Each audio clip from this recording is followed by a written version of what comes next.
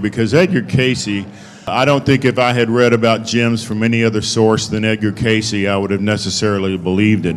But his life was so demarked by integrity and his readings were so remarkably accurate on these steps that it gives you that understanding of the veracity on this particular topic. Several people were mentioned to me earlier that this felt like a really wonderful energy. According to the Metatronic readings, Arkansas was an Atlantean colony. Brazil was an Atlantean colony. John does a presentation on Atlantis where he talks about the Iroquois Indians being Atlantean and their language being Atlantean. So let's have an Earthkeeper round of applause for the remarkable and amazing John Van Auken.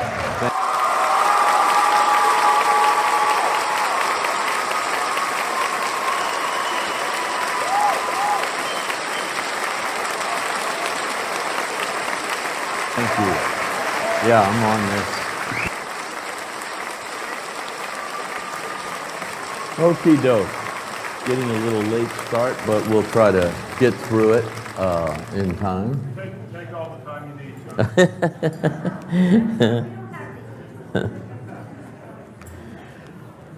Okay, first on discussing crystals, I would like us to have an understanding of the effects in the forming of a crystal. And prior to human incarnations of the morning stars, nature and the creative forces of the universe were shaping crystals in this planet. And so those crystals have the ideal essence of the creation.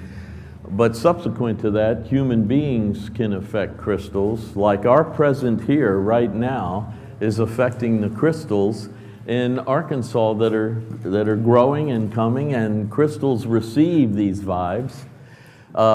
This is Emoto's work on showing us the crystallization of water drops. As he freezes them, they crystallize.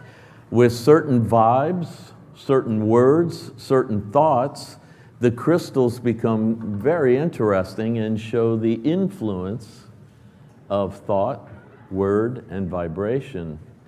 Attitude, disposition, energy around the water drop as it's crystallizing. Here's love. Now, he showed that when negative forces were occurring, the crystals didn't form in their crystalline pattern, but in these odd patterns. So here you see angel on the left and demon on the right. Here you see thank you and wisdom as opposed to I will kill you and you fool. And notice they don't form well when the negative energy is projected on them either through word, through thought, through feelings. Now nature crystallizes water as it falls into the colder air and becomes snow and puts out these beautiful six-sided snowflakes. Six-sided was the exact shape of the Atlantean crystal that they used. And you see these beautiful snowflakes follow that natural pattern that nature does. For Edgar Cayce, it was in a dome, and it was designed to collect solar and stellar rays or radiation.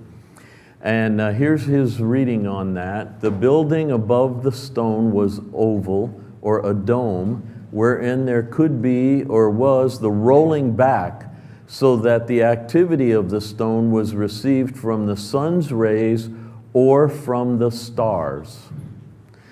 The concentrating of the energies that emanate from bodies that are on fire themselves. Later when we do gems, you're going to see how that fire affects diamonds and things that are shaped by fire. With the elements that are found and that are not found in the Earth's atmosphere. The concentration through the prisms or glass, as would be called in the present, was in such a manner that it acted upon the instruments that were connected with the various modes of travel through induction methods.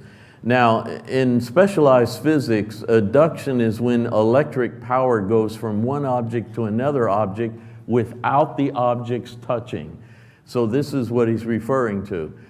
That made much of the character of the control as the remote control through radio vibrations, or directions would be in the present day. So as you know, in this room right now are radio waves that we don't see or usually hear, and yet we could build a little box that we could tune in and capture and channel those rays. And as you know, there's also TV waves in the air right now. We could build another box and capture the imagery that's coming through. This is kind of what he is referring to here with the use of the stone.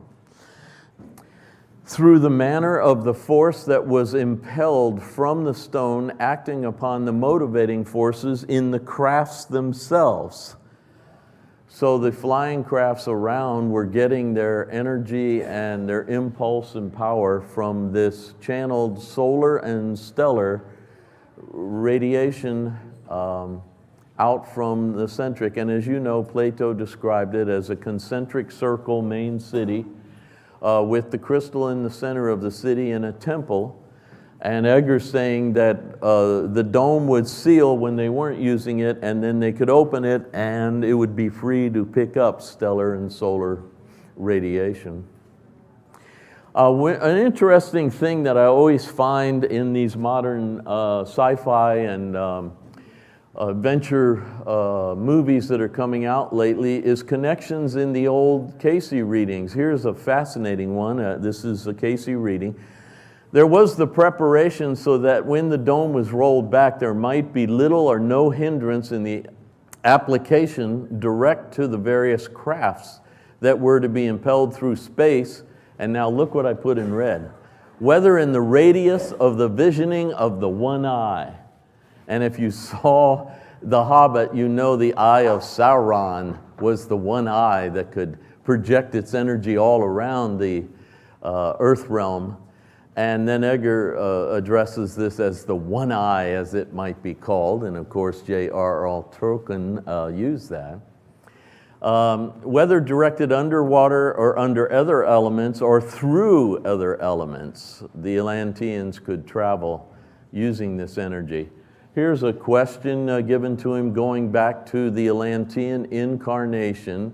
Was the Tuawi stone, what was the Tuawi stone? Of what shape or form was it? And Edgar replies, it was in the form of a six-sided figure, in which the light appears as the means of communication between infinity and the finite, or the means whereby there were the communications with those forces from the outside. So you could actually use it like we would a radio in this room, a crystal radio, tune in and pick up the communication from unseen dimensions, and he's going as far as the infinite dimensions. It was set as a crystal, though in quite a different form from that used there. Do not confuse these two. So there is the Atlantean crystal, and there are several of them actually, power stations around different areas. Then there's the Tuawi stone, which was an evolved stone of great power. And as I told you last night, Aileen, the priestess of Atlantis, rejuvenated her body frequently by attuning her chakras to the energy coming through the crystal stone, and she lived 6,000 years until she became somewhat disappointed in us and withdrew, if you remember. It was in those periods when there was the directing of airplanes or means of travel through these in that time would travel in the air or in the water, under the water, just the same. Yet the force from which these were directed was in the central power station or Tuawi stone, which was the beam upon which it acted. In the beginning, it was the source from which there was the spiritual mental contact. Now, what he's referencing here, and Tib referenced yesterday morning, about 210,000 BC, the beginning of Atlantis, and it was high wisdom, high intelligence, high spiritual and mental attunement, super powerful, what we would call super powerful. Edgar said, even though it appeared supernatural to us, it was natural to our souls and our higher minds. But about 50,000 BC, they began to use, a certain faction of the people began to use the Tuaui stone as a death ray. And for the first time, they killed some animals. Now, the Hopi tell us for a long period of time, the animal kingdom and the human kingdom lived together and did not eat one another, did not harm one another. But as soon as a certain faction of humanity lost enough consciousness and they began to turn on the animal kingdom, then things changed. So we have legends from great sources talking about it. So what Edgar's saying is, in the beginning this was good, eventually it became negative and was misused, particularly by these sons of Belial, which were seductively in to get all the gusto you can get. The strong should conquer the weak, and yet there was a oneness prior to that, and so the other group was called the Children of the Law of One, where we're all equal, we're all one, there's a collective consciousness, and we should care for those who are weaker and help and all. Well, the sons of Belial said, that's crazy, look around. I'm stronger than you, I'm better looking than you, screw you, I own you. And this changed, and they started to build armies and violence and dominance and hierarchies, which were never the case in Lemuria and early Atlantis. That was not the way it was. So he's referring to the fact that this changes eventually, and that starts to break things up. Now, this idea of flying, I know everyone from Kitty Hawk, North Carolina believes it started there. But there's tons of ancient records showing that there was ancient flight. And now we're in Seti the First Temple in Abydos, Egypt. And right there on the cross beam are carved these images. There's your helicopter, your submarine, flying rocket jet thing. And these are right there on that stone up there coming across. Now the archaeologists argue, because I've talked with them about this, which really bugs them, because if you turn the corner, there's a tank drawn on them. So anyway, I've talked to them. They said, oh, this was mistaken drawings. I said, oh, okay. On one of the most sacred temples in the Jerusalem or the Mecca of ancient Egypt, Abydos, they had an artist who made mistakes? Yeah. I said, okay, cool. Now, if we jump over to India, we have the magnificent Ramayana, which is like the Iliad and the Odyssey. It is a long, epic, romantic poem of history. Now, of course, for a long period of time, the archaeologists said the Iliad and the Odyssey were fantasy until they found Troy. Then they got all freaked out and said, geez, it might be history. See? Well, here's the Ramayana, same way, but from India. And we have many, many stone carvings of vehicles flying and people watching them fly, and images of flying something or other, unloading cattle to a new pasture by flight. Let me read that for you. The Pushpaka chariot that resembles the sun and belongs to my brother was bought by the powerful Ravana. That aerial and excellent chariot going everywhere at will. And if you read Ezekiel, he says that the craft he saw was moved by the movement of your spirit. If your spirit wanted to rise by will, the craft rose. If it wanted to land, the craft would land. Here's the same thing here. And the king Rama got in, and the excellent chariot at the command of Rajhira rose up into the higher atmosphere. When you look into these Vimanas, they say they were levitating by the use of heating mercury, which is an interesting concept. Not quite the same as the crystal, though they could have been using the crystal and we just don't have those details yet. Some Indian flying vehicles were said to be able to mount to Surya Mandala, which means the solar region or the planets. And others would go into Nakshatra Mandala, which is the stellar region or the galaxy. One of the palm leaf, this is a palm leaf manuscript. You run a little rope through these holes and put a whole bunch of them together like pages. It's called the palm leaf manuscripts. Found in India is Amsu Bohini, contains, let's see, which contains very detailed information about the planets. The information is so specific that only someone who actually traveled to the planets or sent flying machines to them could know these details. The information includes the different kinds of light, heat, color, and electromagnetic fields of the various planets, including Earth. And it also contains information about the methods used to construct machines capable of attracting solar rays and separating this energy into its components, very much what the crystal was doing, and so very likely the crystals are involved here. It also includes instruction for the manufacture of machines to transport people to other planets. Amazingly, it details unknown alloys that the ancients used to construct flying craft that cannot be seen by the human eye. Edgar Cayce supports that. He talks about we've lost our ability to make certain alloys and crafts and physical vehicles that are actually outside the light spectrum, but we used to be able to do that. And he says we'll regain that, and we are somewhat, stealth technology has started so that radar now can't actually pick up the craft as it's coming. This is a Sanskrit drawing of an ancient craft. It's a Vimana, and it's from the Ramayana, and in it it's called a double-deck cylindrical aircraft with portals and a dome. It was said to fly at the speed of the wind and have a melodious sound as it flew. In some ancient Indian texts, Vimanas were said to have been so numerous in design and style that it would have taken several books to describe them all.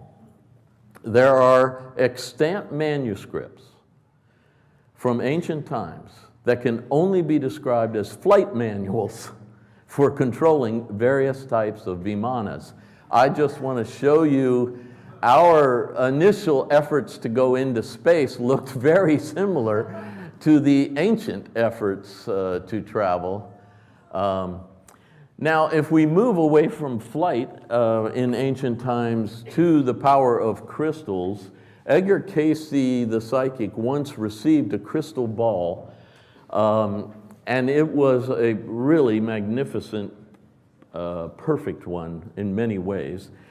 And when he was asked how to use it in one of his psychic readings, he said, "You would stare into it until the outer consciousness was suspended, and the deeper consciousness would use this as a device to communicate between infinity and the finite." Now, when Carl Jung and some of the depth psychologists come along, they actually support runes and other little devices we use, crystal pendulums, because they say actually your subconscious is taking advantage of the device you're playing with to work its message to you. And your subconscious, according to Cayce, is just below your superconscious. And your superconscious is connected to the universal consciousness. So he's really into this. If you can really set self aside, set your ego self aside, like Edgar, he didn't even remember anything from a reading when he woke up. He so completely set himself aside. In fact, while he was in trance, researchers ripped off his fingernails to see if he was really out. And of course he was until he woke up, and then he screamed from having his nails pulled off. And he stopped all that research and said, "No more researchers while I'm out cold." I'll share another one with you. He was in New York City giving the World Affair readings, and he was lying in a semicircle in a big auditorium in a semicircle, and a man across from the controller giving him the directions, which was his wife, wrote a new question on a piece of paper.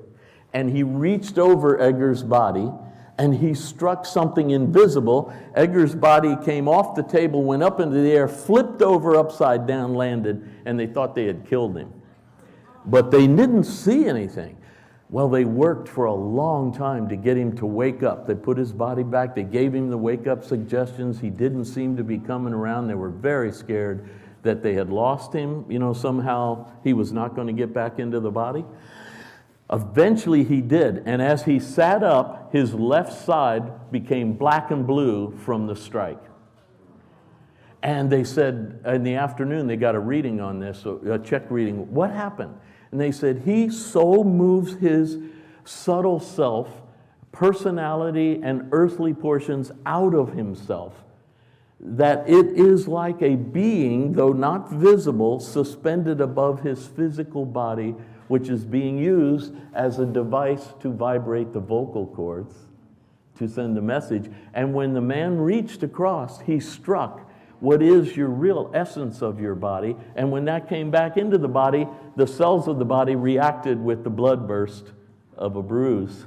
It's all fascinating stuff, but keep in mind, your deeper consciousness can use devices, and crystals are a great device to use. So here is the layout of the cosmos with our sun and our earth.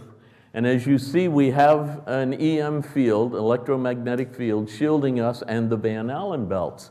They direct this radiation from the sun to the poles. See how the living space around the planet is pretty much shielded from too much radiation?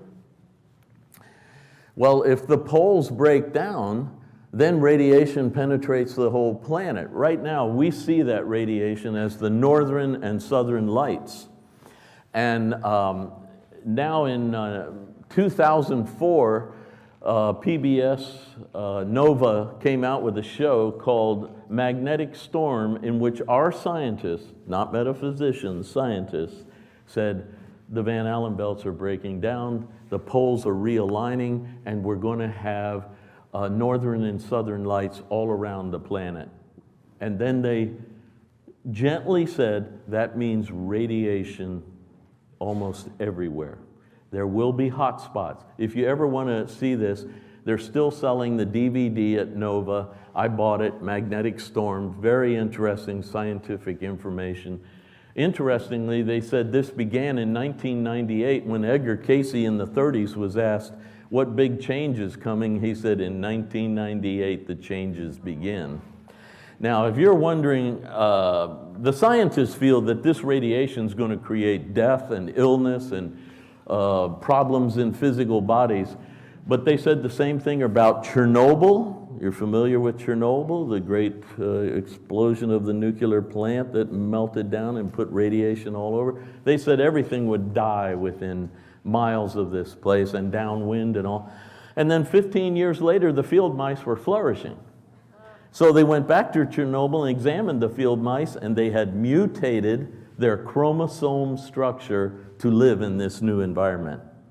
So genetically, they were not the same mice, but they were of that group. They had just changed themselves in the twinkling of an eye. And the disciple Paul wrote, we will all be changed in the twinkling of an eye. And mutation of your chromosomes changes you dramatically, immediately, very quickly, one generation.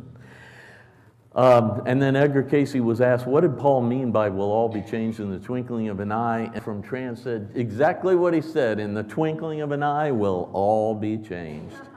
And so now, when I asked the physicist, I said, if you'll just tolerate me a little bit, and they agreed to tolerate me, the mythology is that the earth was cleansed once before by water with a great flood.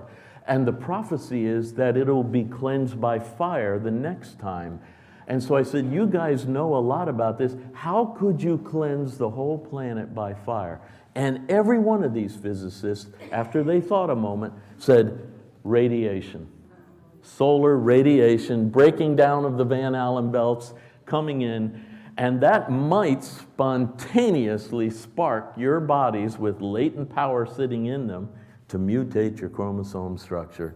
And Edgar Cayce says in the future, we're going to have a new body, and it's already happening, it's growing, because I asked the medical profession, are there any evolutionary changes in the human body? And they said, oh yeah, 40% of the people have an additional part to their lymph system, which makes them more resistant to viruses and bacteria.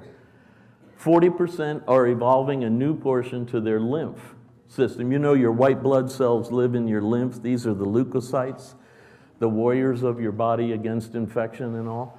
So I thought, whoa, this is interesting. And then someone asked Edgar Cayce, what would the new body be like? And he said, it'll have 12 chakras. Whoa, I thought that was cool. And then the guy said, tell me the other chakras. And in his trance goes, why, you're not using the 7?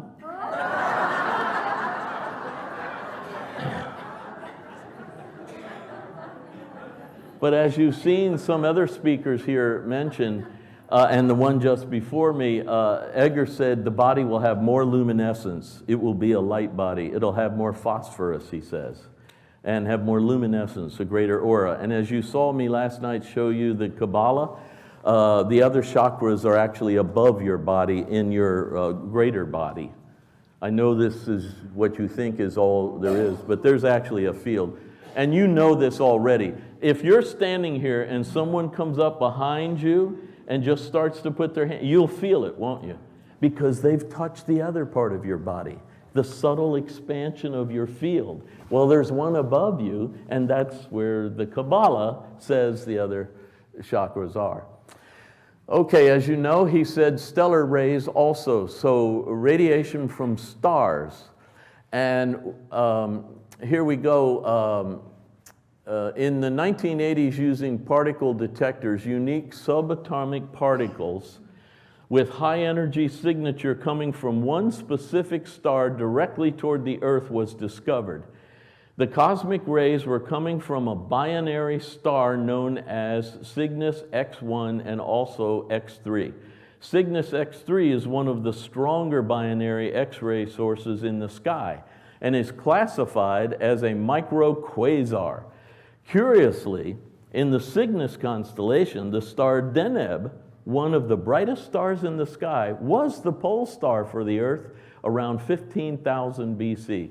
So the Earth wobbles, you guys, and therefore its pole star changes over long periods of time. Edgar Cayce's readings identify stars, particularly Arcturus and our sun. In the case of Arcturus, he actually calls it the Stargate. He was talking about stargates in the 30s and 40s, long before the movie and the TV shows came out. That some of these stars are actually gates to other dimensions. They are sources of cosmic rays used by the Atlanteans to charge up their crystals, firestone and tuawi stone, for power to heal and rejuvenate bodies, run flying machines, and later, unfortunately, as Plato wrote, make war. Messages were also received for, quote, making known to the children of men and the children of God the directing forces or powers, and, quote, rays that are a part of each individual planet, each individual star, each individual asteroid are all a part of the forces in universal activities. You see, he sees everything as one. There's a oneness in which the influences are cosmic, personal, interconnected. You are not outside this oneness and the influence of all of these things. We appear to be regaining an awareness that was common in Atlantis. Now, my dear friend Andrew Collins, who's spoken already and will speak again, he wrote this magnificent book on Cygnus Mystery, and here is the beautiful constellation. It's the swan, Cygnus, and it's considered the northern star. See how beautiful it's arranged here. Now, here is the mythological layout of mythology, looks like a swan, and the that are associated. And now here's a detail of the layout of the stars. And interestingly, our scientists tell us that many of these stars have known planets around them, which is very interesting. Here's X1 and X3 sending radiation directly to the Earth, X-rays, gamma rays, infrared, and radio rays. It is 37,000 light years away, but what's really shocking is they announced that in 1972, it increased its radio frequency emissions by 1,000-fold. Now, is this sort of a sign of the New Age beginning? Of things starting to happen? By somehow a celestial object participating in our terrestrial transformation? I think it definitely is. Here are the Vogel crystals and the idea that a crystal in a certain shape can act as a wand. And as you can see, this is the feminine end, and energy or light can come in, and light is energy in a certain form, and exits through the masculine end and can be directed like a wand. Here you see the setup, and the angles of these degrees are very important, and you know Tib has talked about 51 degrees, 51 minutes, exact same slope of the Great Pyramid. Then you have a sharper angle here as it's coming out. Here's Tib's diagram of this, showing the phi energy here. This symbol is considered the golden ratio. And the golden ratio, also known as the golden proportion, golden mean, golden section, golden number, divine proportion, or sectio divina. The ancient Pythagoreans, who defined numbers as an expression of ratios, not as units used commonly today, believed that reality is numerical and that the golden ratio expressed an underlying truth about existence. So if that's true, this may actually be a very powerful little healing device. And Vogel actually used it that way, directing it towards spiritual centers in the body, certain organs in the body, using it as a wand in which the energy would go through. Here's a 6-sided crystal ready to be cut. Here are some right here with these diagrams showing how you would prepare such a beautiful, little magnificent wand for channeling energy flow. As you can see, there are giant crystals in the earth. They're unbelievable. I just couldn't believe this one. But look at the gear that guy had to put on to go in there. It could have been this large or larger, the Atlantean crystal, shaped 6-sided. Of course, they cut it. They tuned it. He actually gives a reading for Mr. 440, which Tib already revealed his name. We try to keep the names private because they do have children that are now grown, and they're embarrassed sometimes. But anyway, he said Mr. 440, Hastings, was the magnificent guy who was one of the key Atlantean crystal workers, and I think Tib was too, but anyway. And he gives him this sad reading. He said, "You were in charge of the crystal of the power station on the island of Poseidia, and you were gradually losing your celestial attunement, and not intentionally, you misaligned the crystal and destroyed the entire island."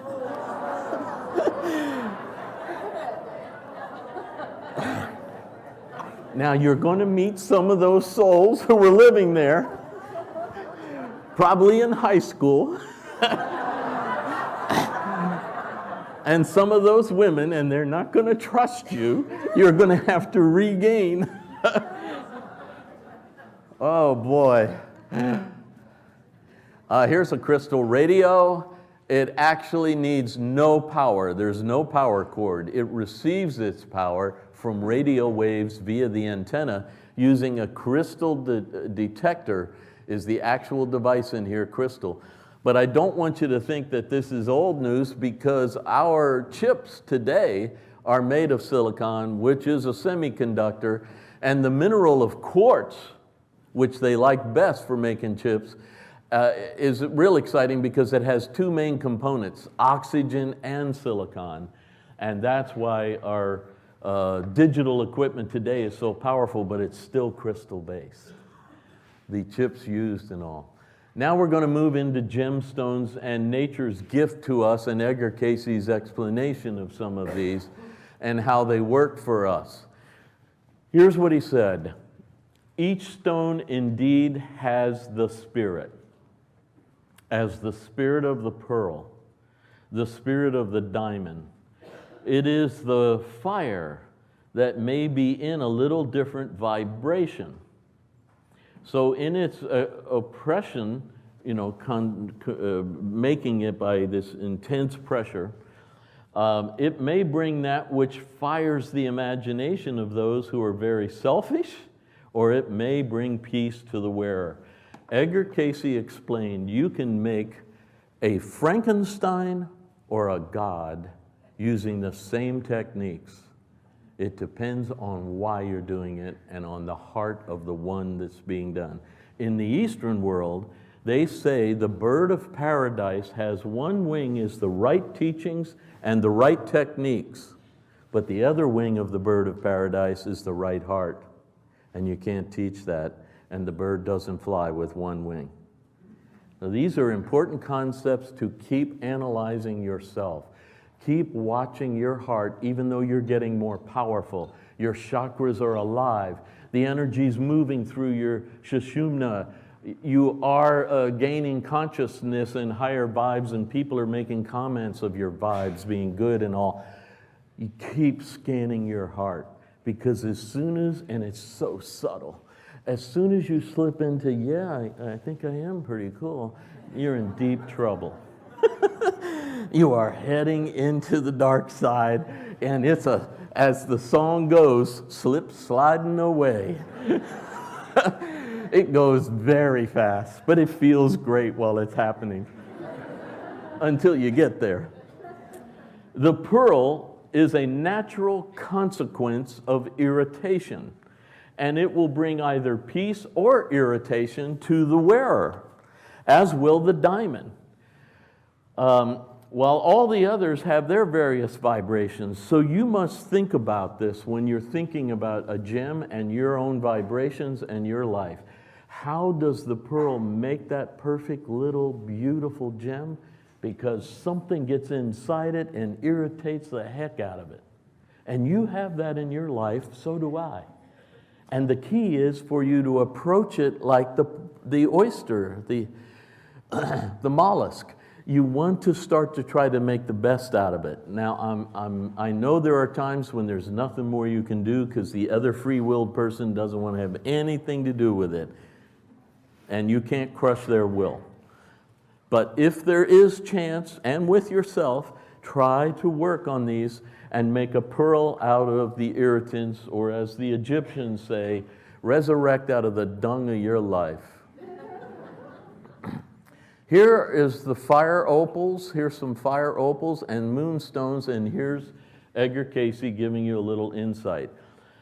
He's speaking to an individual person. He says, you might work as one who might prepare or gather gemstones for not merely setting, for each of these have their value in the effect of the vibrations that they each bring about the body. And if you learn this, you can pick the right ones. Since I was 24 years old, a young man, I have been wearing a crystal, this crystal and this lapis in this little Egyptian pouch. And you know they have picked up both my good and bad vibes. And I told my eldest son, I said, when I pass away, you be real careful about those stones. Don't start wearing them, especially since you're not like me, because they have those vibes in them. There being then individuals who, when wearing a fire opal, would be hard individuals to deal with when it came to sex. I kept my eyes open for those, boy. Stay away from her, buddy. See that ring? You don't want to be messing there. But watch, are those to whom the bloodstone brings harmony and less of the tendencies of anger, and so with each. So you see, each stone has those, and you need to kind of think about what you're wearing and the vibes, how it was made, and how it's putting off certain particulars, and then your particular vibes and what you're trying to subdue and accentuate in yourself. This is curious. See, Edgar saw auras from the time he was a little boy, and he encouraged us to become aware of our aura and get a sense of it. And it took me years before I could see an aura. I worked so hard. All of us at ARE worked very hard back then, and we had courses on it and all. And he developed the auroscope. I don't know if you've heard of it. The first time I got enough influence to get into the Cayce vault, the first thing I went for was the auroscope. And I was with a bunch of gals from the development department, and I said, "Stay still, girls, right there." And I started turning it, and suddenly I saw all their auras using it. It created sort of a stroboscope effect, and it caused my lower mind and my carnal eyes to go, what, and get out of the way. And then suddenly, I guess my mind's eye or something started to see the colors and the energies around them. And so he tried to help us develop this. He said we could all do this, and we need to practice. But here he is actually telling you to please consider the aura when you're working with gemstones, and try to find something that works with you, not against you.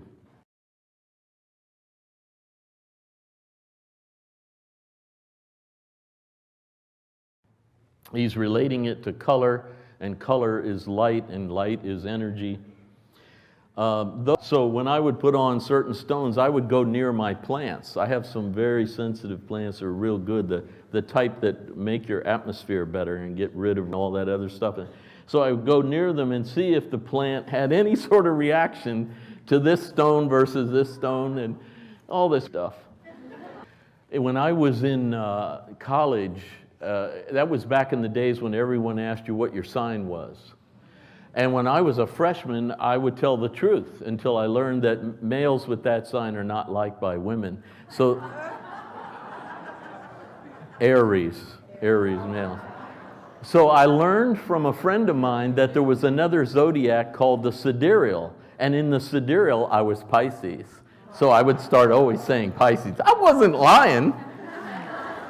I was just using a different zodiac. Well, when I would say Pisces, they would all go, "Oh." But when I would say Aries, they'd go, "Oh, yeah, cool." And then, of course, we guys learned to watch out for Scorpio females. You remember that? Of course, I was very attracted to them. Anyway, we'll get beyond that.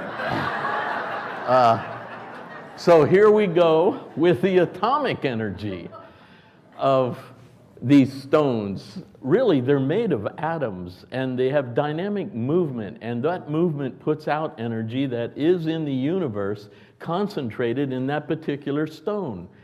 And hence, they come under varied activities according to their color, their vibration, and emanations. Now, here's what an atom's like. And so each of them has a different atomic vibration and energy. You can raise the energy or lower it. Edgar actually said every cell in your body has the atomic qualities to it, and you can excite the electrons and get life flowing more, or you can calm them down, lower them down. They put out a field of energy. Here's two readings I'm going to show you two that are really hard to believe. Edgar is asked in trance, is it possible for our bodies to be rejuvenated in this incarnation? And he answers calmly, what? And he answers calmly, possible. The body is an atomic structure the unit of energy around which there are the movements of atomic forces that are ever the pattern of a universe. Then, when these atoms are made to conform or rely upon or to be one with the spiritual import, influence, emanation, the spiritual activity, then they revivify, then they make for constructive forces. If there be gained that consciousness, there need not be ever the necessity of a physical organism aging. Now, I'm walking around in one that's aging pretty fast up here, and yet I believe him. I just want to figure out how this works, you know? And he's saying atomic, your atoms, and the vibrations of these, and that gems can actually help you. Seeing this, feeling this, knowing this, you will find that not only does the body become revivified, but by creating in every atom of its being the knowledge of the activity of creative forces, life-giving forces, spirit, mind, body are renewed. So keep that in mind when you're also looking for the right gems to wear and influences, and also your own power to affect yourself. Edgar was asked to examine the lapis stone. Let me see, this is 440. This is Hastings that Tib was talking about. Explain the various uses and recommend those that would be. It is necessary for this mind, now you got to watch out when Edgar says this mind, he's talking specifically to that soul. This may not relate to you, okay? Or body, seeking same, to consider the analysis of the composition of the stones as related to their vibrations and related then to a human body. These show a variation in their composition that make for variations in the ether. You see, in the metaphysical world, the four elements are earth, water, fire, and air. And the fifth element is ether. In science, the fifth element is plasma, electrified particles. So you have these vaporous particles of air, and when they get electrified, we call it ions. You know how you're supposed to go near the ocean and the waves, and the ions are coming off of the waves? That's this sort of plasmic energy there, but also it's coming off of the sun at different temperatures and vibrations. The vibrations bring those that are of a positive and negative natures in the very stones. The very nature of the stone makes it effective with anybody. Now he's jumping away from Hastings to any of us. Effective with anybody.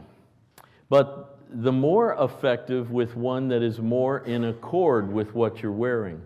How many of you are wearing a stone or have had a gem for a while that you feel you really are in accord with, and it's in, oh wow. Well, I knew I was speaking to the choir. I didn't realize how completely so. Now, another interesting thing he says is that the stones throw off as well as draw in through the positive negative vibrations. So see, that's why these multi-year stones that I'm wearing since I was a young man are very important to me, because I realize we have a simpatico. The crystal is putting out its vibe, the lapis its vibe, but it's also a similar to my vibes. And I've changed through the years, and it knows the dynamics or feels the dynamics of the change. So this is a very interesting thing to keep in mind of this. It is electrical, but it is mostly vibrational, according to Edgar Cayce. Use such for the abilities to become more psychic, clairaudient, or any of those vibrations that build up or, quote, step up a body. So when you're developing clairaudience, which is the ability to hear beyond just the eardrums, we would practice, back when I was young, we had training classes and all, you would practice listening to a person talking while trying to hear more of what was going on or what was between the lines. And you would develop this. And then if a person was not near you, but they were, we usually use someone that was of a love vibration, cared about us. And then we would try to pick up their thoughts or even their conversations at a distance. We were supposed to go tell them we were doing this, but in some cases we didn't. And you kept trying to develop this. And so these, Edgar said, these extra things are just senses of your soul. They're not supernatural, they're natural to your soul and subconscious, so we kept trying to do them. There were 4 stones that were very commonly recommended, and so I picked them out of many, many stones, and we're going to go through them. Lapis, pearl, amethyst, and coral were highly recommended. And here you see pearl, amethyst, coral, and lapis. And here they are in beautiful forms that you can have. In my meditation area, I have a large lapis, I have a crystal, I have an amethyst geode sitting there. I wear certain rings, I put on extra stuff sometimes, and I just get this vortex of field of energy going. And then I even try to rise out of it, because you don't want to stay with the stones, that's a little too earthy. You want to rise out to the higher vibes. But these, when you come back, the vibes come with you from the infinite, and your jewelry can then be a helpful little shield or centering device or support device during times. So here is linguist, and as you can see, the green is coming into this. And he said that that lapis has, quote, the vibratory helpful force for health, for strength, for the ability through the mental self to act upon things, conditions, decisions, and activities, and will bring health and hope. And best of all, the ability to do that so desired. So when my late wife got very ill many years ago, we started having her wear some of lapis linguis, and it cheered her up during the hard times, and we felt she was healthier longer as we were trying to get through all of this. She had periods of great health. So here's the geodes, and as you can see, the green inside this. And the entity should ever wear about the body the lapis lazuli or the lapis linguis, for these will bring strength to the body through those vibrations that are brought or built in the innate experience of the entity from its sojourn in ancient Egyptian land.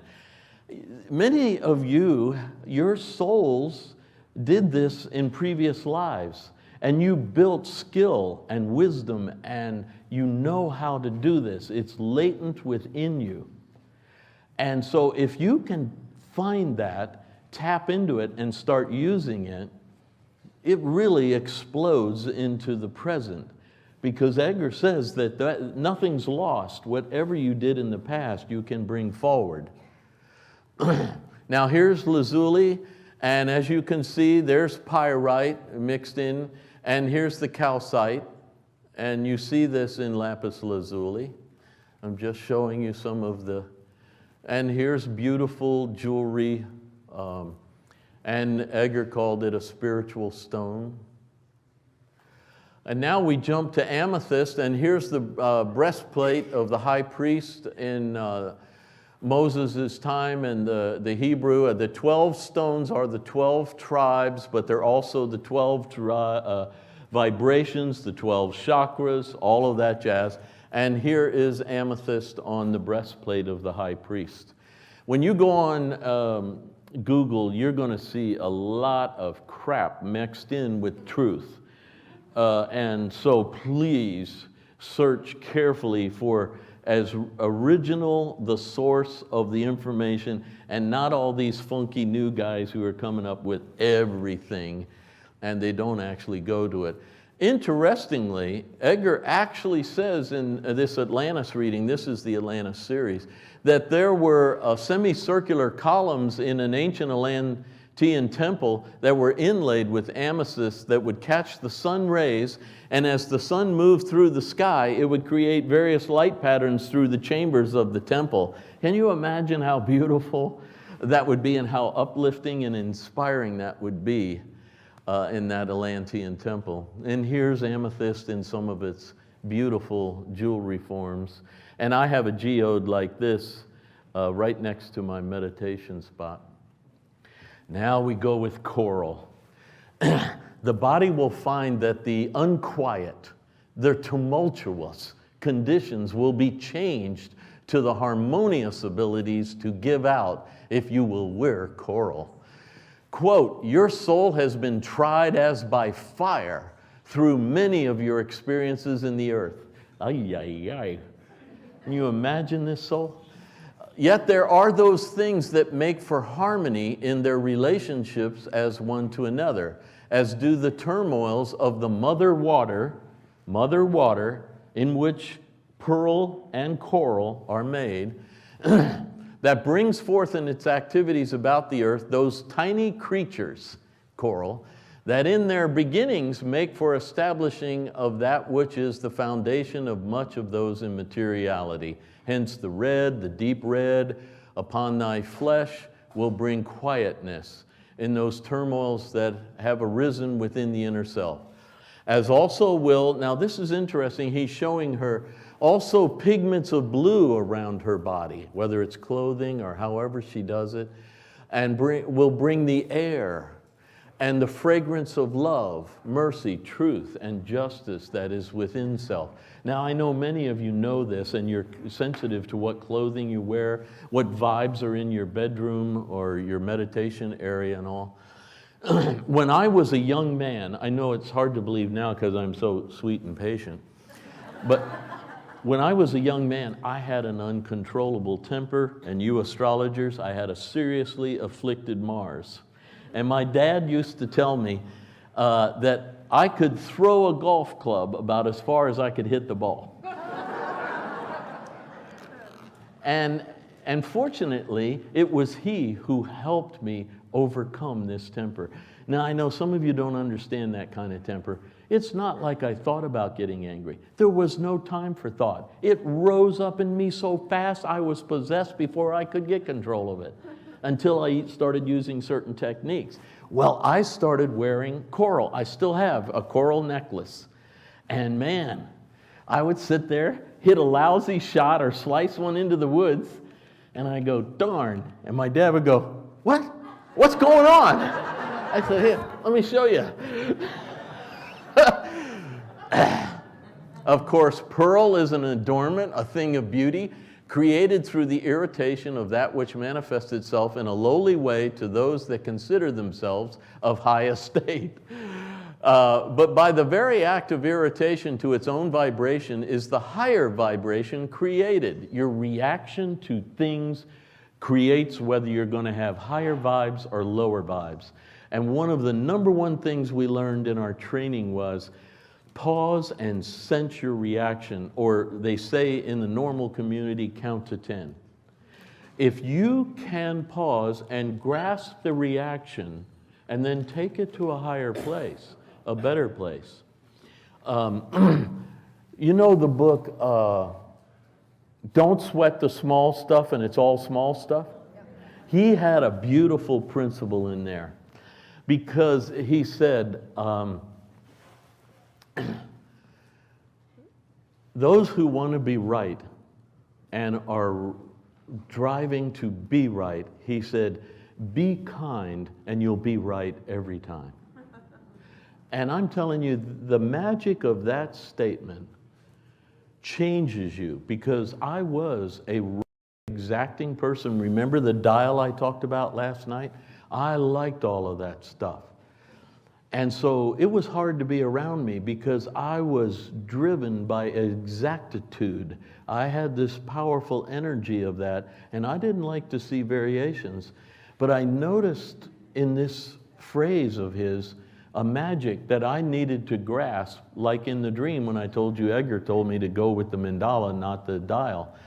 And so I started not trying to be right or project the correct thing, but just be kind and allow other perspectives.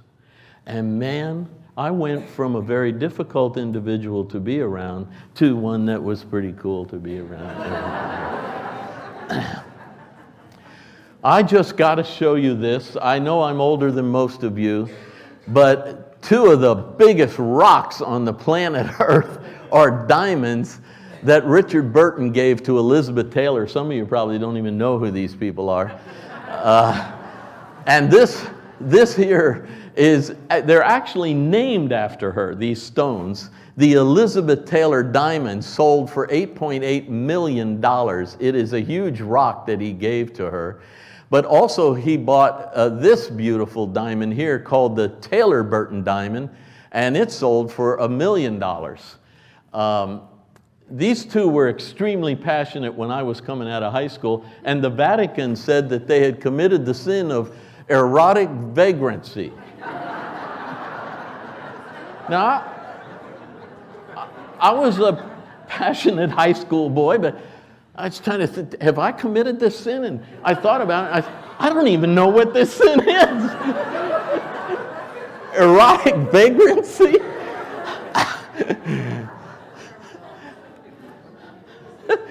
Okay, the most perfect pearl on the planet is called the Wanderer. Usually it's said in its original language, La Peregrina. And it's over 500 years of history. It was actually found in the Pearl Islands of the Gulf of the Bahamas, and it quickly made its way into royalty. And as you can see, Mary I of England in 1554 was wearing it. It's pear-shaped. And here you can see Mary Queen of Spain, Margaret Queen of Spain, but remember, Margaret's an Austrian. She married the Spanish Philip king, but she's Austrian, and there it is around her neck. Here it is around Elizabeth, because Richard Burton's still smitten by this woman, so bad that he's dropping millions on her in gems. And here is a Russian princess wearing it right here in a tiara form. And here it is being held in its modern design. It's been put together with a ruby. And as you can see, there it is. It's considered the most perfect pearl ever found. And I thought that was fascinating. Here is one of the, or assumed to be, the largest diamond ever found. It's still uncut. But what I wanted to show you here that's so fascinating, this is Charles Darwin, the guy who is the father of evolution.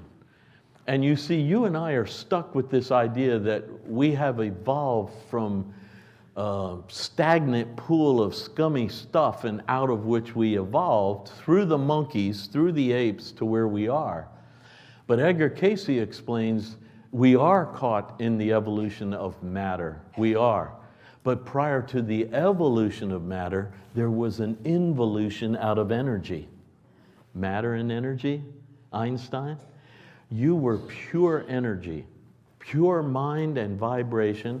You came out of that condition, that was your more natural condition, and you pushed your way into matter. And as you did, now the Maya say that for two cycles, 2 ages, we did not get trapped here.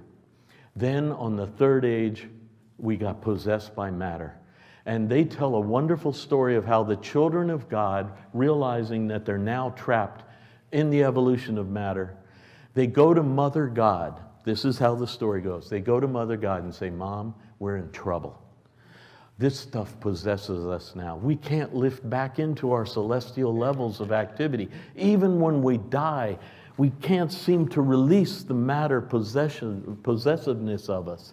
And she says, bring me the ashes of all your mistakes, and bring me the water that comes from within you, which is saliva to us. But in ancient times, both in Egypt and Mayan, Toltec, Aztec, that water was considered special, sacred water. So they bring the spittle of the gods, it's called, and the ashes of all their mistakes, and she makes a perfect body with 7 chakras called the blue maize body. Blue corn body? Blue maize body. Perfect in every way. And that correlates to the beginning of Atlantis. Prior to that, in Lemuria and all, we were still free to come and go. The Hopi have the legend that the door to heaven was open and you could come and go at will. Here's Charles Darwin changing his tune a little bit to suppose that the eye could have been formed by natural selection seems, I freely confess, absurd in the highest degree. And I think you see that even he senses evolution cannot be the whole answer. There's too much going on here that is way beyond evolution of matter and the selection of natural selection of things. There are also room-sized giant stones, and like I said, I don't have one this big. I have one about this big right next to my meditation area, a lapis. And I've seen them, and Tib donated to the ARE meditation room 3 giant stones. An amethyst geode, a huge lapis, and a gigantic crystal, and he wanted them put a certain way. Well, you know, I meditated in there for 30 years before he, no, more than 30. But anyway, before he put his stuff in there. So I'm in the meditation room doing my thing, you know, the staff's in there, we're all meditating. Then he moves these stones in. And I'm telling you, we're like, whoa, whoa, whoa. And he says, oh, don't worry, it gets better after it builds after a while. Now see, this is where visitors off the street, tourists to Virginia Beach, walk in and try to meditate. And you remember even Tib confessed if he walks into a crystal store, he starts to pick up all the vibes of this. Of course, he's got this room very pure. Only 1 crystal, only 1 lapis, only 1 amethyst, you see. So he's got it worked out carefully. And Cayce wants to warn us, but know these, my child, are but means and are not the God force, not the Spirit, but the manifestations of same. They are means to help you, and wearing them help you. But keep in mind, you're carrying the spirit of the creative forces within you, and you're just looking for things to help you enhance that and awaken to it and keep it fully manifested in your life. And remember, your attitude, your tone, your thoughts affect the crystallization dynamics and the energy. So watch anger, temper, negativity. Even when it's justified, I would say, leave it alone. You know? Now, righteous anger can be good in some situations, but don't let it possess your heart or your total consciousness, or start that darn loop thinking where you can never forget what she said about you. Those of you who have been married know exactly what that's like.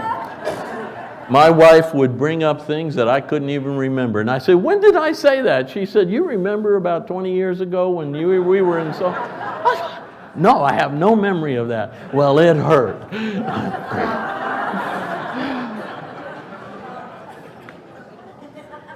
Okay, I have left us enough time for a few questions. If you have some, yes, sir?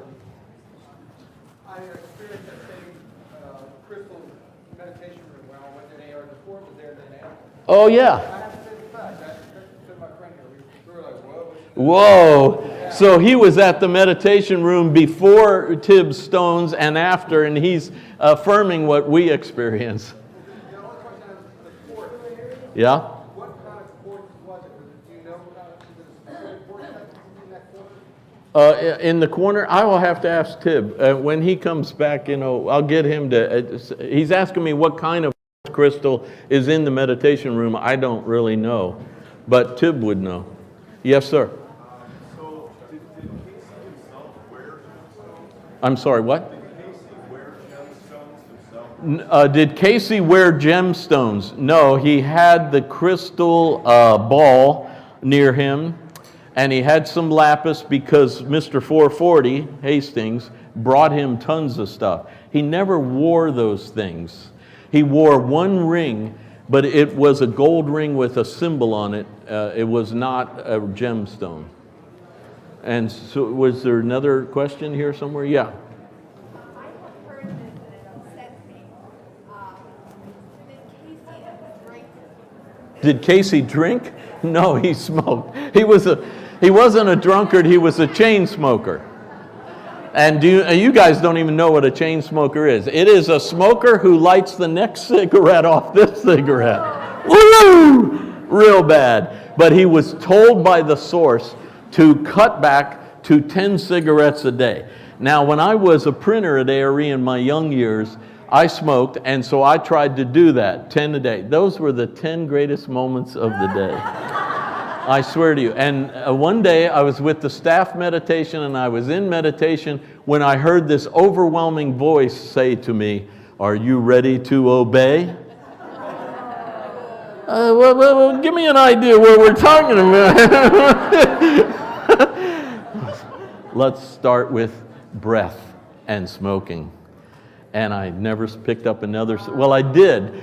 About 15 or 20 years later, a person I loved in my family complex got into trouble, and the only way I could talk to her, because she was very locked up, was to sit with her while she was smoking out on the porch and smoke so she would relax. And I would just sit, and then she'd start to open up. But you couldn't say anything. As soon as you did, she'd shut down. So I would sit there and go, and she would start to vent. And so I did start just for a little while. She got her act together very quickly in a few months, and I stopped smoking. So that's that. All right, we got a couple of more. Okay, we'll go way to the back. Yeah. In an earlier presentation, you did some toning. Toning. Do you call it toning, throat singing, and how can I learn more about it? I have a whole tape on chanting or incantations. I also wrote an article about it, which is on the ARE website, I'm sure, in the blog section, edgarcayce.org, O-R-G.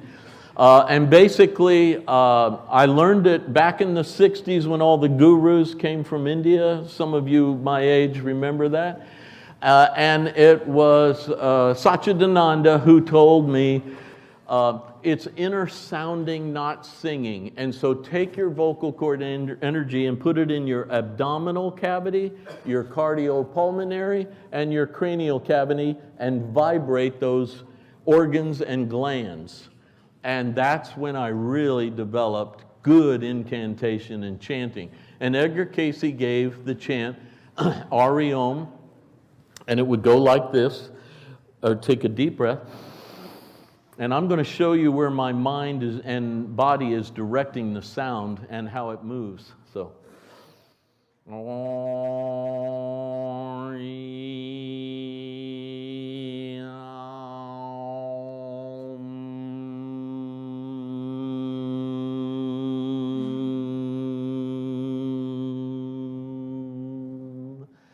And it will get you high.